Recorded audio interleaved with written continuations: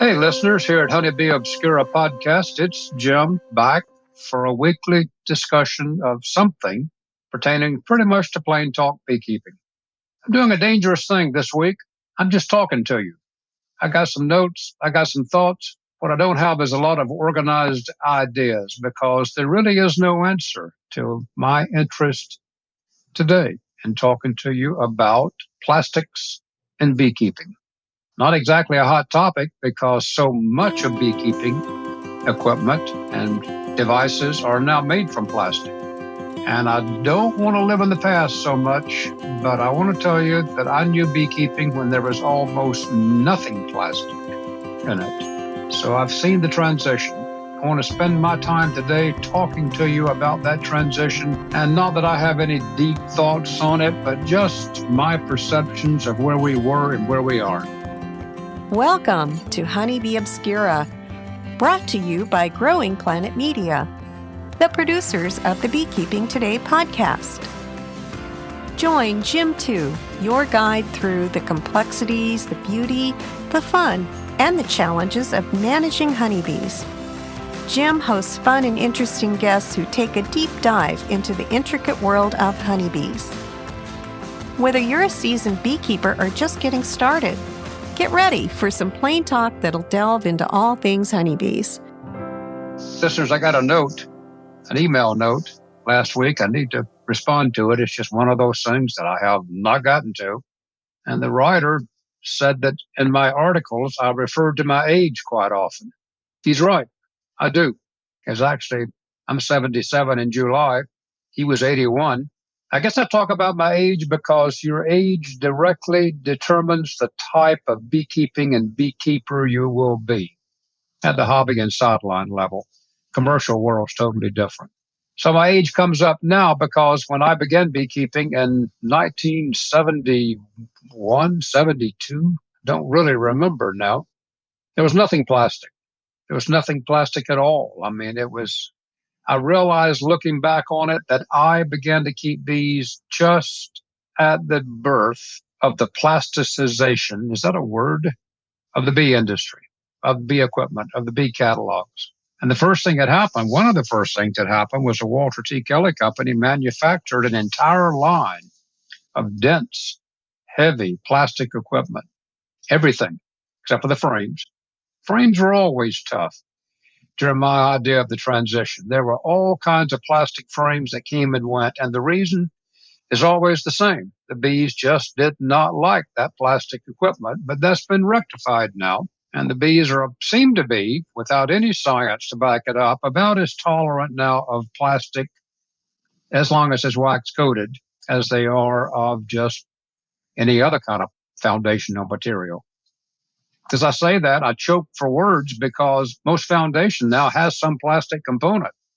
Plastic foundation inserts are, of course, a thick, heavy plastic. But we went through a phase there with Duragelt and Duracomb at the Data Ant Company that had plastic center sheets in the middle, and then they embossed, like a laminated window, they embossed beeswax films on both sides of that plastic.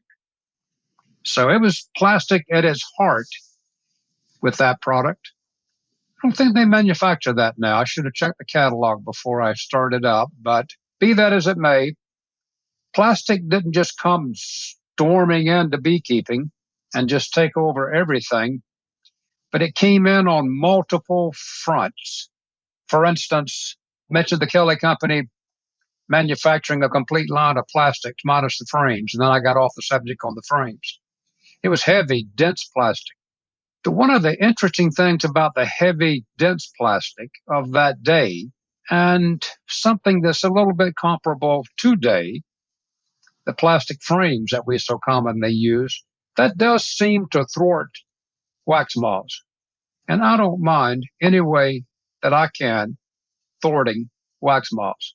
That they can destroy the comb, but once they get down to that hard plastic center, they seem to give up on it. They seem to back off. They can score and notch some in the old plastic equipment, but by and large, they just give up.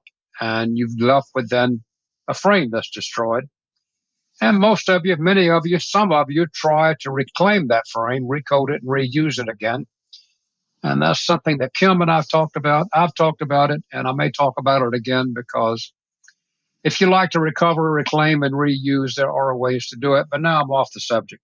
So that plastic equipment came in on multiple fronts. It didn't just come in, with here's an entire plastic line. What do you mean, Jim? Well, I mean this. If you are a person who has dropped a 5-pound glass honey jar on a cement floor, then you know the pain of hearing that jar hit the floor. If you spill honey today, and spill it, runs over a 5-gallon plastic can, you can probably get that honey off the floor and at least feed it back to the bees. But when that accident happened that I've just described, where those glass containers hit the floor full of honey, then you've got that sticky mess that's permeated with glass shards. So you had to be particularly careful picking it up. You had to really clean the floor, because the glass shard would stick in the honey and stick to the floor. And then if it's in your house and you walk over it barefoot, there's a good chance you're going to get a nip from that. It was a pain, and it happened all the time. Honey wasn't the only thing in glass jars. Everything else was in glass jars. Cooking oil, Clorox, bleach was in glass jars. I want to say that I can remember shampoo being in glass jars in the shower, in the bath area. But I'm not going to say put that out there. But I think that glass was used for head shampoo, but I can't give you an example. It wasn't just bees and honey. Everything was in glass. So plastic just didn't invade beekeeping. It invaded our lives.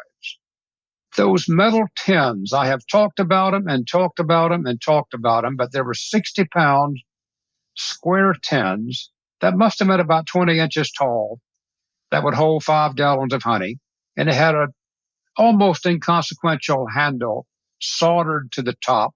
It had special valves and gadgets that you could buy still up until about 15 years ago for cans that no longer existed.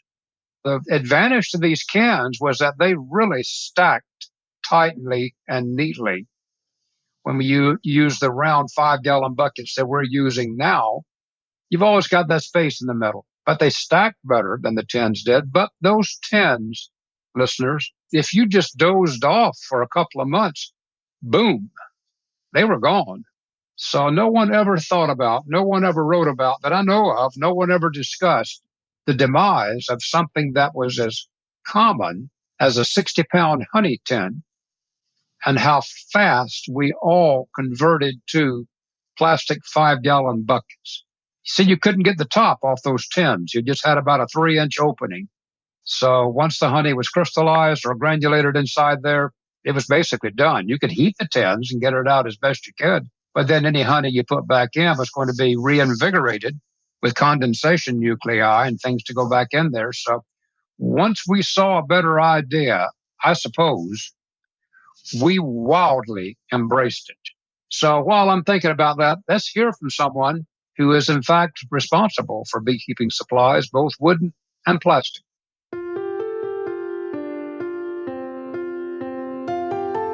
Thinking of splitting your hives this spring? Better Bees 2025 queens are now available. Choose from Carniolan, Kudik, and Northern Queens, each perfect for different beekeeping needs. Carniolans are gentle, mite-resistant, and adapt well to nectar flows. Kudik's queens, raised in South Carolina and New York, are strong producers with hygienic traits favored nationwide. For northern climates, our locally raised queens are winter hardy, disease-resistant, and bred for honey production. Queens are available for local pickup in Greenwich, New York, or FedEx overnight shipping. Reserve yours today. Supplies are limited. Better Bee ships queens Tuesday through Friday only. Terms apply. Visit betterbee.com to learn more. The plastic can takeover, 5-gallon bucket, was not surprising. I could see why that happened. Much better handle, much more comfortable handle, top that would come off, easier to clean, reusable. And there's no solder, nothing, none of that kind of thing from leaking tins. I can see why that went away. But listeners, one area of plastic invading beekeeping that was surprising to me was in the queen production area. If you go out now and you buy some of those plastic gadgets, I mean, you're buying third and fourth and fifth generation of plastic evolution. It was just common knowledge that those first plastic cell cups were not attractive to the nurse bees trying to initiate queen cells there. I don't know anyone. In fact, that tornado that took out the building that I had there at Ohio State, I had the old AI Root Company's original queen cup manufacturing device. It was a simple boring machine. Boring meaning mine dead, boring not meaning drilling. That made about 4 or 5 queen cups at the time out of beeswax. And the storm, of course, destroyed that and everything else. So that was kind of poetic. That machine was destroyed because you can still get beeswax cups, I think. I didn't check because the few queens I raise, I tend to use plastic now, along with everyone else. But the plastic grafting needles, the plastic cages, I mean, I cut my teeth on the Benton 3-hole wooden cage. And then there was the wood cage model from California. Well, those plastic cages now have just come in like gangbusters and taken over everything. So for all those years, we all knew what the Benton 3-hole cage was, those common wooden queen cages. But I don't know that a queen cage has summarily assumed supreme positioning now in this kind of thing. So that was an area that I wasn't expecting to see so much plastic use. Some of those earlier things with that those devices that came along that you would confine the queen to the cage and she would only lay on the cell basis that you could then subsequently convert to a cup that in theory the bees would work on, and they did. So those devices now become really routine. And I do feel fossilesque, if that's a word. I feel like a fossil when I sit here and tell you that I can give you simple techniques for making a grafting bar for you dipping your own wax cell cups, because that's what we all used to do. And then when those cages and cups came out, there were all these speakers like me giving you the pros and cons. Well, the top edge on a natural wax cup is a lot thinner than the very thick edge on a plastic cup, and the bees like that thin beeswax cup better. But it took about 2, 6, 7 minutes of dipping to make the wax cup. And otherwise, you just pick up a handful of the plastic cups and go ahead. So if you're raising hundreds and hundreds, even thousands of queens, you really like those plastic cups. I visited a queen production area up in the deep South in Alabama, I always say 100 years ago. And those guys had a stick, S-T-I-C-K. They essentially built their empire around because that molding stick was the one they used to make all their queen cups. And something about the cups that it made was the sweet spot. So they signed that stick out almost like a piece of sacred equipment to do the wax dipping. Now I'm off the subject again. I mean, who even knows where that company is or where that stick is? It was just about the size of your finger. So that is what we used to use to make these queen cell cups. And most of you now would say, well, the plastic's a lot better. I really can't argue that it's not. The Benton 3-hole cages. I use plastic queen cages all the time of different models. Sometimes they're part of a unit. They're part of a contraption. Honey harvesting? Oh, my stars. I never, ever dreamed that there would be anything but stainless steel equipment.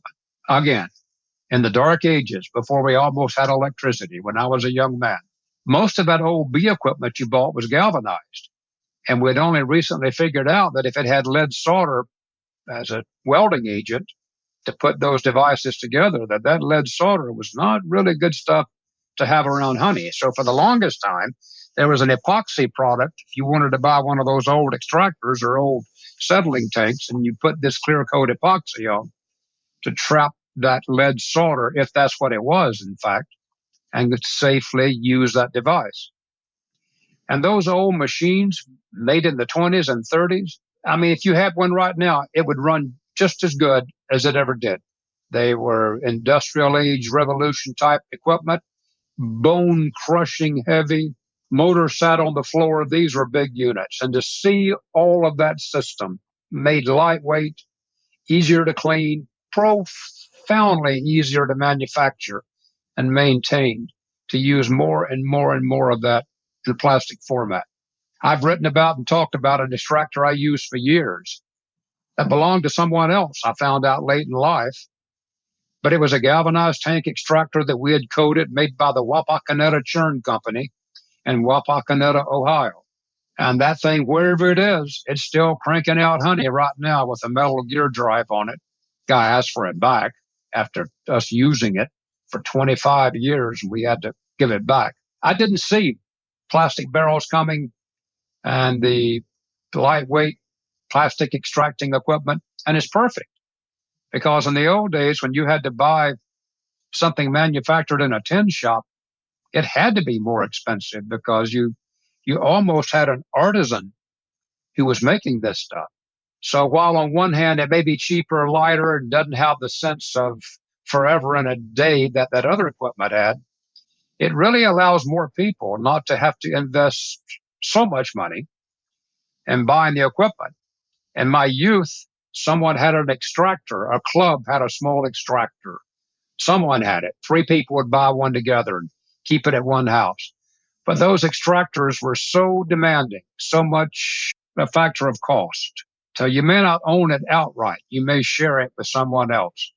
And now most of us can go buy a plastic extractor that gets the job done for us well enough without having to go through all these hoops that we went through all those years ago. Another door, another area of invasion, another aspect of the plastic invasion was in the protective gear that we wear. The hive tools are still metal. Yes, they are. I don't know of anyone. Am I forgetting something? Has anyone manufactured a plastic hive tool? I don't think so. I'm old enough, again, to remember when window screening was used in the veil material. So when you folded your veil up or when you sat on your veil in the car or something happened to it, it became crimped. That wire mesh bent in a permanent crimp. But that's not the biggest deal. The biggest deal was that when you leaned over, working, perspiring, and you would sweat through that metal mesh, you just did it one time. I mean, after 3 times of that, mesh would rust. And then the next time you handled it roughly, it would break out. It would dissolve. It would go away due to that small metal rusting. So you never saw it, but I've seen this. People routinely running around with tape on their veils where they had to look around the tape spot to get just a few more hours, few more trips out of that veil. So having that fiberglass netting in those veils is just straight from heaven. I sound like I'm selling veils. I'm not. That was a clear improvement, was having a plastic veil netting and probably having a plastic coarse zipper and having Velcro, which is plastic, instead of trying to button or snap something. All of those things are different. It seems like the plastic invasion has been now steady state for a while. This is just you and me. At this moment, you can totally disagree with me if you want to, and I would not be offended. But it seems like that the plastic invasion has reached a steady state. There was a time when I thought we'd all be buying plastic hives and would it be gone? No, it seems like now that a plastic hive, either the expanded polystyrene or the other styles, are just yet another type of equipment that you can get. 8-frame, 10-frame, or plastic hive bodies. So it just seems to be an option that some people choose. I have both. Some of the insulatory effects I like from the plastic equipment. Sometimes I don't care for the plastic. The follower boards kind of gave me trouble, warping up and bending too much, but I'd probably figure out some way to make that work. Plastic's here. It's here in our lives, and for the foreseeable future, it's here to stay. I'm just reminiscing, referring, storytelling about the days when we used metal and glass and cloth to get our bee work done. I'm happy telling you that plastic in many ways has made an improvement. I hope we can keep it environmentally sound and use it with respect. Thanks for letting me talk to you again. I enjoyed doing it. This is Jim telling you bye.